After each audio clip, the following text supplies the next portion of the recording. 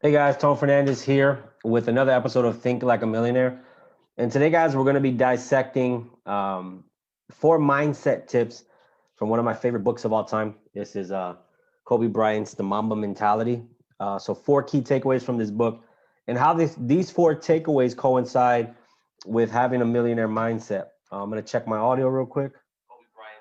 All right. So as you guys already know, I don't need to explain who Kobe Bryant is. He's the greatest athlete of one of the greatest athletes of all time, one of the greatest players to ever play the game of in NBA. Kobe Bryant was just a special talent, a special person, not just athletically. People see his physical abilities, they've seen his physical abilities, they saw his preparation, but what a lot of people don't understand is Kobe's mind was just on a whole nother level. And I was reading his book, and every scenario that I was reading, just about his mindset, I realized like, wow, this guy had a millionaire mindset. This guy, the principles that he was teaching in his book can apply to any other aspect in life if you're trying to pursue success. And he was just on another level. As you know, it's almost going on a year since Kobe's been gone. And I've been reading his book, and I've just been falling in love with this mentality, the Mamba mentality. And I wanted to share, so far in the book where I'm at, I wanted to share four key takeaways and how these four, Mamba mentality mindset tips coincide with having a millionaire mindset. By the way, before we get started, if you can go ahead and hit the subscribe button and the notification bell so you get notified every time we post videos just like this. So I'm going to go ahead and share my screen, and I'm going to give you guys quick four takeaways, in regards to Kobe Bryant. These are my four, mindset tips that I got from Mamba Mentality. And by the way, guys, if I highly recommend picking this book up. It's probably one of the easiest reads. And if you're a fan of sports, if you're a fan of the NBA, you're going to love it even more. Even if you're not, you're still going to love the book. But the reason you're going to like it more if you are a fan of the NBA or if you followed Kobe's career is because you can remember situations, and he's kind of giving you a behind the scenes look at his life, at pivotal moments in his life. So the first one I wanted to go over, guys, is in this book. He said something. They keep asking Kobe, man, are you fearful? Have you ever feared? I mean, he said no, and simply because I prepare, and I prepare more. And I thought that was so powerful, because if you look at his career, Kobe's, if you hear stories and interviews about Kobe Bryant, everybody says the same thing. Man, when we're about to go take it easy and chill at the hotel, Kobe's on his way to go practice at, by himself, go work out. He's getting a third or fourth workout in. When people watch film, they watch for a few hours, maybe get some basics. Kobe's in there dissecting. He's doing more. Kobe basically goes above and beyond with the preparation. And what he says is preparation takes over fear. And even as a business owner, think about it. Have you ever been in a situation where you were fearful? And a lot of times, if you look back, it's because you weren't prepared. You didn't prepare. You were winging it. You were caught off guard. And even myself, I look back at times when I was winging it, is because and those brought the most fearful moments. But the times that I prepared the most, the times that I made sure I was up, doing research on my client, I was up putting together the proposal, I was up making sure that, every scenario that either my potential client or potential business partner would say, that I would overcome that. Those are the appointments that I was fearless, that I walked in and I basically smashed it. So if one thing that you can take away from Kobe is, the average people wing it, but the greats, the elites, they basically prepare, and then when they think they're prepared, they prepare more. And what happens is it gives you confidence, it eliminates fear. And what I got from that is preparation eliminates fear. And he's not the only person to say this. The other time I heard this was from, one of the greatest basketball player of all time was Michael Jordan. So I think that, Kobe studying Michael, he got that from him. So that was number one: prepare, and prepare more. Number two, don't be embarrassed to ask questions. It talks about in his book how, he went up to some of the legends. Bill Russell and Wilt Chamberlain and Jerry West and Magic Johnson and all these players that he became close with. And one of the things that he says in his book was, while the average person is too afraid to ask questions because they don't want to look embarrassed, they don't want to look foolish. What if it's a stupid question? Kobe said, I don't care. I'm just going to ask as many questions as possible. And if you look back at his career, there was different parts of his game and different things that he learned from everybody. But he wouldn't have got those tips if he didn't ask questions, and he wasn't afraid. A lot of people are afraid, man, if I'm going to sound like I'm, asking too many questions, I'm going to sound like I'm nagging. Am I going to be bothering?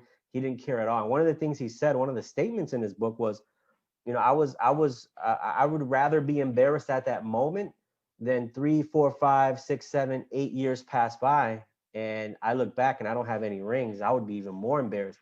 And I thought that was powerful because think about it, as entrepreneurs, as business owners, sometimes we get around our mentors, we get around the big guys in the industry, we get around the gurus, and sometimes we're afraid to look foolish and ask the wrong question. We're afraid if we ask this question, we're going to tick them off.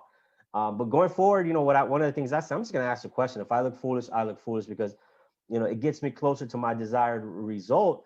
I'd rather ask it now, look foolish, get better than 10 years go by. I never asked that question and I'm still, stuck at the same part of my business. So I thought that was a powerful lesson, especially for business owners when it comes to asking the right questions with their mentor. So that was number 2. Don't be embarrassed to ask questions. Number 3, make adjustments when needed. Don't make excuses. As you guys know, I think he broke a tendon in his hand, Kobe Bryant, while playing, and he never recovered the same. His shooting finger was, I think it was his main finger where he released the ball. He basically had no feeling at the ends of his fingertips. It wasn't as flexible as it was before. This is in the middle of his career, so you can imagine, your bread and butter, your hands, and what you use to dribble, what you use especially to shoot, and all of a sudden you don't have that same feeling anymore. This is a rhythm that you've built your entire life to shoot, to score, and he's known as being a scorer. So imagine how you feel, man. My fingers are not the same. So instead of making excuses, instead of feeling sorry for yourself, what he said was, I had to make an adjustment. I had to change the release point of my shot from one finger to another. And what he did, he took 3, 4 days consecutively, and he just started working on that release, that different release point, until it became natural. And we wouldn't have known if he didn't tell us, and came back on the court still scoring, still being great, still breaking records.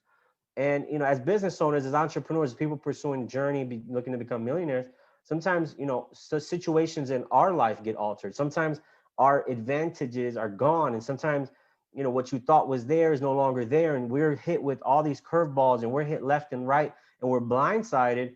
And a lot of times we make excuses. Oh man, that's it. I'm gonna close up shop. I'm done. And what happens is, we never get to fulfill that dream because of the hiccup that came our way. And what I learned from this is, hey, you could play injured. You can modify, make adjustments.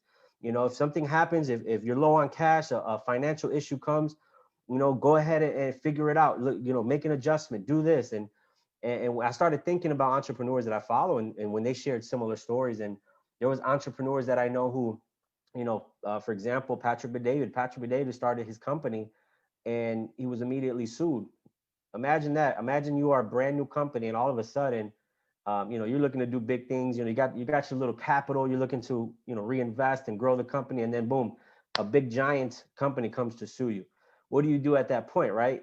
What he did was he adjusted. He said, okay, here's what I can do. Let me play with this. Let me not panic. And then boom, got past that situation to get his company where it's at today. That's how you make adjustments, and that's how you don't panic. And what happens is you can still pursue greatness. So that's a great lesson. Number 4, surround yourself with people just as obsessed as you. And when I thought of, when I was reading the book, he mentioned some key people in his life. And these are trainers. These were, people who came in, and these were people who, the sports doctor and things like that, who he met in the team. And what happened was he built a relationship with them. And what he saw in them is they wanted to be as great as he was at what they do.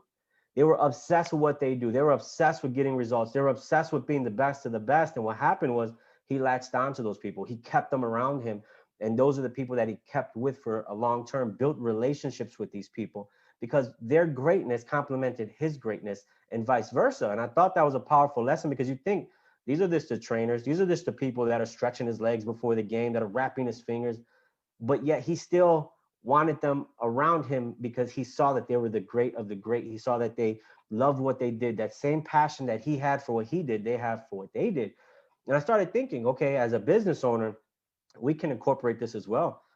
Business owners, we have different relationships, even solopreneurs. We have, solopreneurs have contractors that they work with. They hire people. Well, do you just want to hire anybody, or do you want to bring somebody who's the great at the great so that synergy can flow back and forth so the project that you guys are working on can, can thrive and do good. And also, in your organizations, and when you're building your team, when you're building your agency, okay, who am I going to lock onto? Who am I going to put, rub shoulders with? And when you look at that, what he did was he put people around him who were just obsessed as him. And, it comes back to that old saying where it says you're a combined average of the people you hang out with. Well, in this scenario, what he's saying is, hey, every single relationship in your life matters, because if they're not as obsessed as what they do, as what you are, what you do, then that can rub off on you the wrong way. And I thought that was powerful, because it's not just about, your direct partners. This is people that you're doing, business with, people that are doing small projects with. And I thought this is huge for entrepreneurs.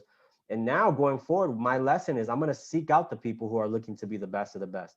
I'm going to, in every aspect of what I'm hiring for or what I'm looking to do, I'm seeking out the people who have that energy, who have that look in their eye, who have that same type of intensity to what they do, because that's going to complement what I do and I can feed off that. So those are my 4 takeaways, guys. Just to kind of summarize, it was number 1, prepare, and then prepare more. Number 2, don't be embarrassed to ask questions. Number 3, make adjustments when needed. Don't make excuses. And number 4, surround yourself with people who are just as obsessed as you are. So guys, appreciate you guys for jumping on. If you guys are watching this, the replay of this, feel free to go ahead and hit the subscribe and notification button. If you're watching this on social media, go ahead and comment below. Would love your feedback, and go ahead and hit that share button. And by the way, follow us on Instagram, guys. We've got a new channel called Millionaire Mindset Growth. Go ahead. It's a Millionaire Mindset Growth. Go ahead and follow us on Instagram. Appreciate you guys. As always, your success is important to me. I'll see you guys out there, out in the field.